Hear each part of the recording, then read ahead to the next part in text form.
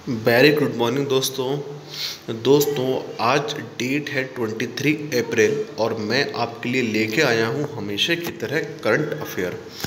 कल यानी 22 तारीख को जितनी जितनी इम्पोर्टेंट घटनाएं घटी हैं मैंने अलग अलग न्यूज़पेपर से सारी कवर की है और आज आपको मैं उन्हीं के बारे में बताने वाला हूँ। ये जितनी भी न्यूज़ आपको मैं बताऊँगा आज, ये सारी की सारी बहुत बहुत महत्वपूर्ण हैं। आप चाहे किसी भी एग्ज़ाम के स्तर पे बात करो, आप बात करो यूपीएससी लेवल पे, आप बात करो एसएससी लेवल पे, किसी भी लेवल पे बात कर लो माय डियर, ये सभी के लिए बहुत इंपॉर्टेंट है।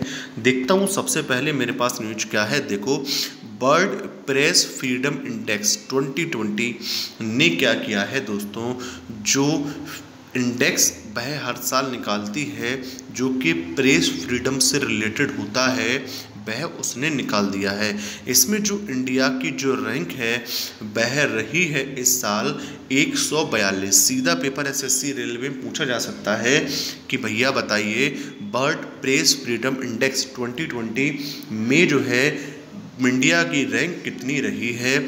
यहाँ पे जो इंडिया की रैंक है वो तो गिर गई है इस साल। पिछली बार इंडिया की रैंक थी 140, इस बार जो है ये इंडिया की जो रैंक है वह हो गई है 142। इसके पीछे दो रीजन हैं, हिंदुत्व, दूसरा है कश्मीर। तो यहाँ पे जो दो रैंक हम फिसले हैं, पहले हमारी रैंक थी 140, अब हो गई है 142। तो यहाँ पे जो दो पायदान हम लोग खिसक गए हैं, इसके पीछे जो रीजन है वह दो हैं, एक है हिंदुत्व, दूसरा है कश्मीर। देखो, वर्ल्ड प्रेस फ्रीडम इंडेक्स 2020 जो है उसमें हमारे भारत का रैंक कितना है 142। ये जो इंडेक्स है ये यह देखता है कि किस कंट्री के अंदर जो प्रेस है उसे कितनी फ्रीडम मिली हुई है। हमारे भारत को 142 पे आंका गया है इस रिपोर्ट के अंदर। अच्छा, अगला क्या है मेरे पास, एक करंट अफेयर है जिसमें कि कोविड-19 रोगियों के लिए प्रोटीन से भरे बिस्कुट तैयार किए गए हैं। देखो, इसका सीधा सा यार ये है, अगर हमारे को ना कोविड-19 से लड़ना है यार, तो हमारे को चाहिए जो पेशेंट इससे सफ़र कर रहे हैं वह प्रोटीनियस फूड लें। समझ रहे हो, एक अच्छी प्रोटीन वाला फूड लें, क्योंकि यार अगर उनके पास अच्छी प्रोटीन वाला फूड नहीं होगा तो वह इस भयंकर बीमारी से लड़ नहीं पाएंगे। सीधी सी बात है ना, बिना माल न्यूट्रिशन तो यार कोई बंदा किसी डिजीज से फाइट कर नहीं पाएगा। तो जो है हमारे जो प्रोटीन युक्त बिस्किट हैं यह तैयार किए गए हैं भैया, किसके द्वारा, ये है CFTRI। हिंदी में बोलूँ तो ये प्रोटीन युक्त बिस्कुट का नुस्खा मैसूर स्थित CFIR केंद्रीय खाद्य प्रौद्योगिकी अनुसंधान संस्थान द्वारा विकसित किया गया है। तो ये जो प्रोटीन वाले बिस्कुट हैं ये तैयार किए गए हैं एक संस्था के द्वारा, जिस संस्था का नाम है CFIR केंद्रीय सेंटर। ये जो CFIRS की फुल फॉर्म है केंद्रीय खाद्य प्रौद्योगिकी अनुसंधान संस्थान। आपसे क्वेश्चन के अंदर ऐसे पूछा जा सकता है, सीधे बताइए कोविड-19 से फाइट करने के लिए किस संस्था ने प्रोटीनियस जो बिस्किट थे वह बनाए थे। तो ये होगी आपकी केंद्रीय खाद्य प्रौद्योगिकी अनुसंधान संस्थान द्वारा विकसित किया गया है। बिस्कुट का निर्माण नोएडा उत्तर प्रदेश में CFTRI के फार्मूला के आधार पर सेवन सीज प्राइवेट लिमिटेड द्वारा किया गया है और भारतीय खाद्य सामग्री society of agriculture professionals of नई दिल्ली द्वारा food safety and standard authority of India के नियमों के अनुसार आपूर्ति समर्थन दिया गया है। तो इस क्वेश्चन में आपसे कुल मिला के 2-3 क्वेश्चन पेपर के अंदर बन सकते हैं। पहला तो ये है कि ये जो बिस्कुट है यह मेरे भाई किस संस्था ने बनाया है। इस संस्था का नाम आएगा। बिस्कुट का निर्माण कहाँ हुआ है, तो आप लिख सकते हो मैसूर में हुआ है। दूसरा, बिस्कुट का निर्माण जो है उसमें किन किन संस्थाओं ने साथ दिया है, तो एक ये है, दूसरा आप ये लिखी हुई देख रहे होगे। तो यहाँ पे 2 संस्थाएं हैं जिन्होंने हेल्प की है। अच्छा, जो 20 तारीख थी जो 20 अप्रैल थी, इसको बनाया गया था Chinese language day. Chinese language day यानी देखते हैं इसके अंदर क्या है। संयुक्त राष्ट्र हर साल यानी यूनाइटेड नेशन हर साल 20 अप्रैल को या उसके आसपास संयुक्त राष्ट्र चीनी दिवस मनाता है। तो यहाँ पे 20 तारीख को या उसके आसपास लाइक 19, 18, 21 में चीनी दिवस मनाया जाता है, चाइनीज़ लैंग्वेज डे मनाया जाता है। इस दिन होता क्या है तो वो भी देख लेते हैं। विश्व संस्कृति में चीनी साहित्य कविता और भाषा के उदय पर प्रकाश डाला जाता है। तो इस दिन का एम होता है दोस्तों, जो चीनी भाषा है, इसमें जो कविताएं हैं, साहित्य हैं, इनको प्रमोट करना, इन पर एक लाइट डालना, इन पर प्रकाश डालना। 12 नवंबर सन 2020 को पहला संयुक्त राष्ट्र चीनी दिवस मनाया गया था। तो 12 नवंबर 2010 जो था, उसको पहला संयुक्त राष्ट्र चीनी दिवस मनाया गया था। सन 2011 में तारीख 20 अप्रैल को स्थानांतरित करी गई। तो यहाँ पे आप देख सकते हो, पहली बार चाइनीज़ लैंग्वेज डे बनाया गया था 12 नवंबर को, लेकिन बाद में यूनाइटेड नेशन ने ये डेट ट्रांसफ़र कर दी 20 अप्रैल के लिए। पेपर के अंदर आपसे पूछा जा सकता है, इवन पीसीएस में भी पूछा जा सकता है, आईएएस में भी पूछा जा सकता है कि बताइए चाइनीज़ लैंग्वेज डे कब मनाया जाता है। तो आप लिख सकते हो 20 अप्रैल और उसके आसपास डे। पहली बार कब मनाया गया था? 12 नवंबर 2010 को। फिर ये कब इसको स्थानांतरित किया गया, कब ट्रांसफ़र करा गया? तो वह करा गया 2011 में। ओके, तो यहाँ पे ये चीज़ आप देख सकते हो। अच्छा, फेसबुक ने क्या किया है? Third party fact check launch किया। तो मैंने आपको कल भी बता रहा था कि फेसबुक ने क्या किया है, बांग्लादेश के अंदर एक third party fact check launch किया है। थर्ड पार्टी का मतलब होता है कि ना तो वह जो अथॉरिटी उसे रेगुलेट करेगी। देखो सीधा सा क्या है, फेसबुक के ऊपर आपने देखा होगा बहुत सारी मिस इन्फॉर्मेशन को फ्लो कराया जाता है, बहुत सारी गलत जानकारियों को फ्लो कराया जाता है। तो फेसबुक ने क्या है, एक अथॉरिटी को इस्टेब्लिश किया है जिसका काम ये रखा गया है कि बांग्लादेशी पीपल जो भी फेक न्यूज कोविड-19 के रिलेटेड फ्लो करा रहे हैं नेट के ऊपर, उसे चेक करना, और अगर वह न्यूज गलत है तो उसे डिलीट कर देना। फेसबुक ने बांग्लादेश में फर्जी खबरों के प्रसार को हतोत्साहित करने के लिए अपनी थर्ड पार्टी फैक्ट चेकिंग प्रणाली शुरू करने की घोषणा की है। बूम फैक्ट चेक के साथ साझेदारी में फेसबुक तस्वीरें और वीडियो सहित कहानियों की समीक्षा और मूल्यांकन करेगा। तो वहाँ पे जो भी डेटा डाला जाएगा उसको चेक किया जाएगा कि वो डेटा सही है कि गलत है। भाई ये सब नीचे लिखा हुआ है। चलो अब हम आगे चलते हैं। आप देखो क्या है, world creativity and innovation day. देखो आप लोग सभी जानते हो कि कुछ सस्टेनेबल डेवलपमेंट गोल्स हैं जिन्हें अडॉप्ट किया गया है सारी कंट्रीज़ के द्वारा, जिनमें आपके गोल्स है नो पॉवर्टी है, जीरो हंगर है, good health and well being है, क्वालिटी एजुकेशन है, जेंडर इक्वलिटी है। तो यूनाइटेड नेशन के द्वारा ये सारे के सारे गोल जो हैं ये अडॉप्ट किए गए हैं, और जितनी भी यूनाइटेड नेशंस में कंट्री हैं उन सब को इन्हें फॉलो करने के लिए बोला गया है। यानी कि ये फॉलो ऐसे करें जैसे सस्टेनेबल डेवलपमेंट गोल हैं ये। तो इतने सारे गोल हैं जो कि यूनाइटेड नेशन ने बोले हैं कि सारे कंट्रीज़ के लिए इन सस्टेनेबल डेवलपमेंट गोल के ऊपर काम करना है। यानी कि उन्हें अपनी कंट्री में गरीबी नहीं रहने देनी है, हंगर नहीं रहने देना है, अच्छी हेल्थ लेके आनी है, क्वालिटी एजुकेशन लेके आनी है, जेंडर इक्वलिटी लेके आनी है, पानी साफ़ करना है। तो ये सारे के सारे जितने भी यूनाइटेड नेशन के मेंबर हैं उन सब कंट्री को यूनाइटेड नेशन ने सस्टेनेबल डेवलपमेंट गोल्स के रूप में बताया है कि ये काम उन्हें अपने नेशन के अंदर करने हैं। अब देखो ये जितने भी काम हैं ये बिना इनोवेशन के तो हो नहीं सकते। क्वालिटी एजुकेशन है, अब क्वालिटी एजुकेशन तुम्हारी बिना इनोवेशन के तो बिल्कुल भी नहीं होगी। तो इसे प्रमोट करने के लिए, इनोवेशन को प्रमोट करने के लिए, क्योंकि जितने भी गोल्स हैं ये बिना इनोवेशन के अचीव नहीं किए जा सकते, क्योंकि गोल्स ही ऐसे हैं जो आपके बिना इनोवेशन के अचीव नहीं होंगे। मेरे को बताओ क्वालिटी एजुकेशन है, आप इसे बिना एजुकेशन के किस तरीके से अचीव करोगे? आपको रिड्यूस इनइक्वालिटी करनी है, चलो ये तो फिलहाल आप 62 दे के भी कर लोगे, लेकिन आप मेरे को बताओ क्लीन वाटर एंड सैनिटाइजेशन, इसे आप बिना इनोवेशन के किस तरीके से करोगे? लाइफ ऑन लैंड, इसे बिना इनोवेशन के किस तरीके से कर लोगे? क्लाइमेट एक्शन को आप बिना किसी इनोवेशन से कैसे कंट्रोल कर सकते हो? तो इसी इनोवेशन को दोस्तों प्रमोट करने के लिए हर 21 तारीख के लिए world creativity and innovation day celebrate किया जाता है यूनाइटेड नेशन के द्वारा। तो संयुक्त राष्ट्र के सतत विकास लक्ष्यों यानी कि सस्टेनेबल डेवलपमेंट गोल को आगे बढ़ाने के संबंध में समस्या के समाधान में रचनात्मक और नवाचार के महत्व के बारे में जागरूकता बढ़ाने के लिए प्रतिवर्ष 21 अप्रैल को मनाया जाने वाला, ये सब वही लिखा है जो मैंने आपको बता दिया। पहला विश्व रचनात्मक कब बना है? तो ये पहला ऐसा दिन कब बनाया गया था? 21 अप्रैल 2018 को। यानी कि जो ये वर्ल्ड क्रिएटिविटी इनोवेशन डे है ये अभी रिसेंट में ही बनाना स्टार्ट किया गया है। तो चलो दोस्तों इसी के साथ मैं अपने आज के लेक्चर को एंड करता हूँ। अच्छा, कुछ मेरे पास और भी करंट अफेयर हैं आपके लिए, तो अभी एंड नहीं करूँगा, सॉरी।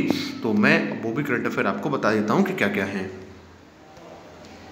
तो प्यारे दोस्तों, हमारे पास कुछ करंट अफेयर और भी हैं। देखो आजकल क्या हो रहा है यार, सारे लोग पता है स्पेनिश फ्लू को कोविड-19 से कंपेयर कर रहे हैं। यानी कि जो तहस नहस स्पेनिश फ्लू था उसने मचाई थी 1918 में, उससे कंपेयर किया जा रहा है कोविड-19 के लिए। तो देखते हैं, as the corona virus spread around the world, comparisons between today situation and the Spanish flu pandemic of 1918 are proliferating. तो यहाँ पे क्या हो रहा है आज की तुलना जो है ना, ये की जा रही है कोरोना वायरस के बारे में और स्पेनिश फ्लू के बारे में। तो थोड़ा सा हमारे लिए स्पेनिश फ्लू को जानना ज़रूरी हो जाता है, क्योंकि जो चीज़ चर्चा में होती है उसके पेपर में आने के बहुत आसार रहते हैं। तो देखो स्पेनिश फ्लू क्या था, थोड़ा सा हम इसके ऊपर जान लेते हैं, क्योंकि स्पेनिश फ्लू को आज के टाइम पे कंपेयर किया जा रहा है कोरोना वायरस के साथ में। तो अगर ये न्यूज में है तो हमारे को इसके बारे में जानना अत्यंत आवश्यक हो जाता है।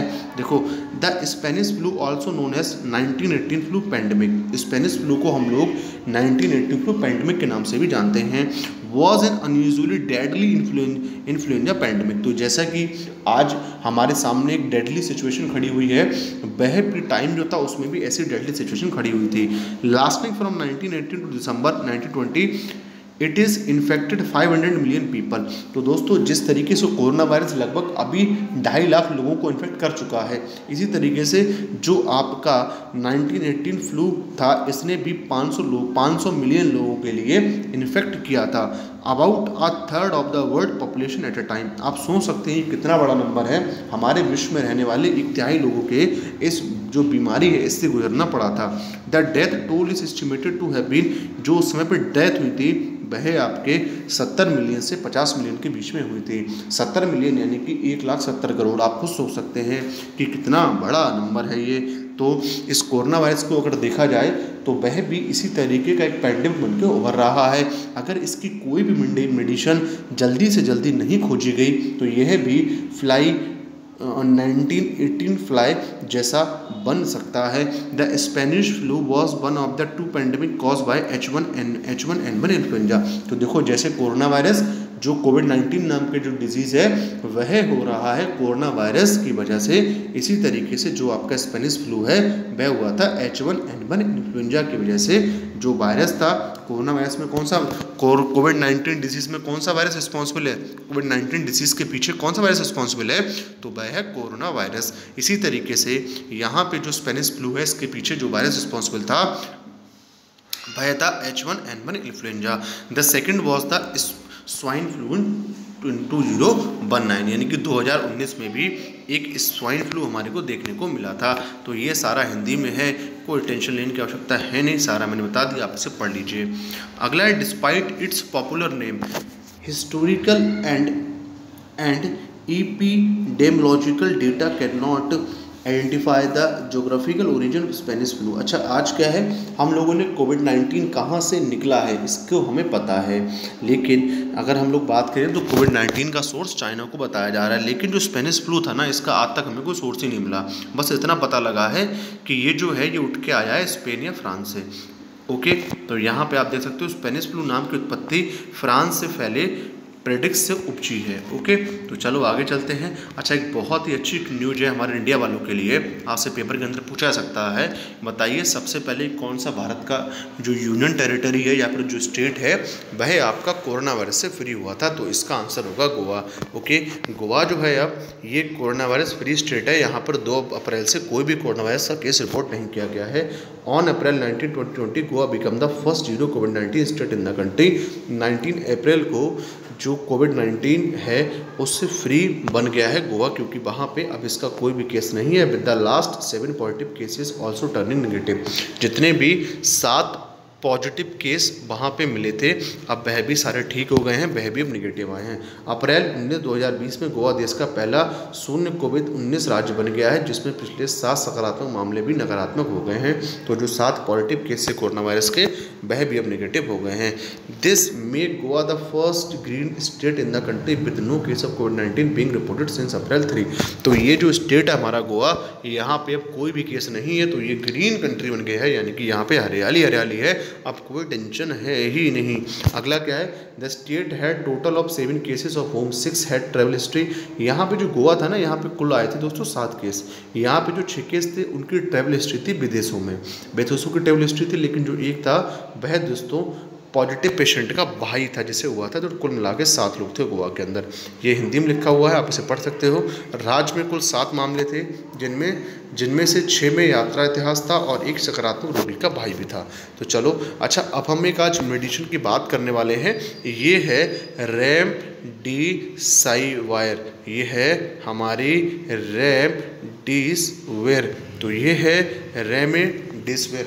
तो ये जो रेमडेसिविर नाम की जो दोस्तों मेडिसिन है, यह बहुत ज़्यादा हेल्प कर रही है कोविड-19 से फाइट करने में। तो देखते हैं इसके बारे में, अपनी जो मेडिसिन है रेमडेसिविर, देखते हैं दोस्तों ये क्या है, इसके बारे में पूरा डिटेल से पढ़ते हैं। रेमडेसिविर, देखो, the drug remdesivir has been under the spotlight as a possible treatment of the critical case of कोविड-19। अब जो रेमडेसिविर है, इस पे बहुत सारे लोगों की निगाह लगी हुई है कि भाई ये जो है वो कोविड-19 का पॉसिबल ट्रीटमेंट हो सकता है। यानी कि जो रेमडेसिविर है ये कोविड-19 से लोगों को सलूशन दिला सकता है। किस तरीके देखते हैं, while the drug is yet to get approval in any country treat कोविड-19, लेकिन अभी तक जो है उसे किसी भी देश से यह अप्रूवल नहीं मिला है कि रेमडेसिविर जो है वह एक जो है एक अच्छी मेडिसिन है इस से लड़ने में, यानी कि कोविड-19 को लड़ने में ये हमारा भरपूर साथ दे सकती है। देखो अभी हमारे पास कोई भी मेडिसिन कोविड-19 की तो है नहीं, तो इससे जो आसपास जो मेडिसिन है उनको ट्राई कर रहे हैं, इन्हीं में एक है रेमडेसिविर। तो जो रेमडेसिविर है उससे काफ़ी सारे पेशेंट को बहुत अच्छा रिलीफ मिला है। तो जो रेमडेसिविर है इसी के बारे में हम लोग बात कर रहे हैं। Recent studies have claim they have found promising result. इससे क्या है दोस्तों, बहुत अच्छा रिजल्ट निकल के आया है। Remdesivir is a drug with antiviral property that was manufactured by US based biotechnology company in 2014 treat Ebola. ये जो दवाई है ना, ये दोस्तों एबोला से लड़ने में काम में आती है, जो कि यूएस बेस्ड बायोटेक्नोलॉजी कंपनी ने बनाई है। It was also tried patient of MERS and SARS. तो ये सारस के जो मरीज थे उनके ऊपर भी इसे उपयोग किया गया था। Both cause by member of corona virus family. ये दोनों हैं एमईआरएस और सारस, ये दोनों के दोनों कोरोना वायरस फैमिली के ही वायरस हैं। देखिए कोरोना वायरस जो एक फैमिली है, इसमें कई सारे वायरस हैं, उन्हीं में से एक एमईआरएस है, दूसरा सारस है, मर्स और सर्स। तो ये जो सारस है और मारस और ये मर्स है, ये दोनों की परिवार से बिलोंग करता है कोरोना वायरस। तो जब इन पर इन्फेक्ट हो सकता है तो सीधी सी बात है कोरोना वायरस पर इन्फेक्ट होना चाहिए। But expert said that if did now so promising result back then. Okay, तो यहाँ पे जो एक्सपर्ट है वह कह रहे हैं कि भैया, लेकिन विशेषज्ञों ने कहा है कि यह अब तक आशाजनक परिणाम दिखाता है, यानी इसका रिजल्ट कुल मिला के अच्छा है। कोरोना वायरस है single strand RNA. Corona virus है मेरे भाई, उसका सिंगल स्ट्रैंड आरएनए है, इसकी 10 टाइम्स ज़्यादा। देखो सारस जो था ना, उसकी जो मेडिसिन है वह कोविड-19 में क्यों काम नहीं है, हमारे पास सारस की तो मेडिसिन बनी रखी हैं। लेकिन दोस्तों क्या है कि सारस से इसकी जो बाइंडिंग पावर है ना सेल की, वह 10 गुना ज़्यादा है इसकी। तो सारस से इसकी बाइंडिंग पावर 10 गुना ज़्यादा है, इसलिए हमारे पास जो एग्जिस्टिंग ड्रग्स हैं वह काम में नहीं आ पा रहे, क्योंकि उसकी बाइंडिंग मेडिसिन इतनी ज़्यादा है कि उसे ये हिट नहीं कर पा रहा है। तो यहाँ पे हमने देखा कि कोरोना वायरस है सिंगल स्ट्रैंड आरएनए, जो कोरोना वायरस पर सिंगल स्ट्रैंड आरएनए है। और जो है यहाँ पे जितनी मेडिसिन हमारे पास सारस कोविड-19 2 जो है एंटर्स, देखो यहाँ पूरा पढ़ता हूँ एक बार मैं। Corona virus have single strand RNA as their genetic material when the novel corona virus SARS कोविड-19 2 enter a human cell, a enzyme called RDRP help the virus replicate remdesivir work by inhibiting the activity of RDRP। देखो ये जो हमारे पास जो ये रुक जा भाई, ये हमारे पास जो ये ड्रग है, ये मेन हेल्प देखो क्या कर रहा है कि ये जो वायरस है, ये वायरस क्या कर रहा है कि हमारी बॉडी के अंदर एंटर कर रहा है, और हमारी बॉडी के अंदर एंजाइम पाया जाता है, इसे कहते हैं RDRP। इसकी सहायता से ये रिप्लिकेट कर रहा है, यानी कि अपने आप एक है लेकिन अपने आप को रिप्लिकेट कर रहा है, 1 से हज़ारों की संख्या में अपने आप को बना रहा है। एक है फिर 10 बना रहा है, अपने आप को 100 बना रहा है, फिर 1000 बना रहा है, यानी कि दोस्तों यहाँ पे ये अपने आप को बहुत बड़ी संख्या में रिप्लिकेट कर रहा है। इस रिप्लिकेट को दोस्तों ये जो हमारे पास जो ये हथियार है जिसका नाम है रेमडेसिविर, ये दोस्तों रोकने में बहुत ही ज़्यादा हेल्पफुल साबित हो रहा है। तो आशा करता हूँ कि आज आपको पढ़ाया हुआ सारा करंट अफेयर समझ में आया होगा। चलिए दोस्तों, थैंक यू।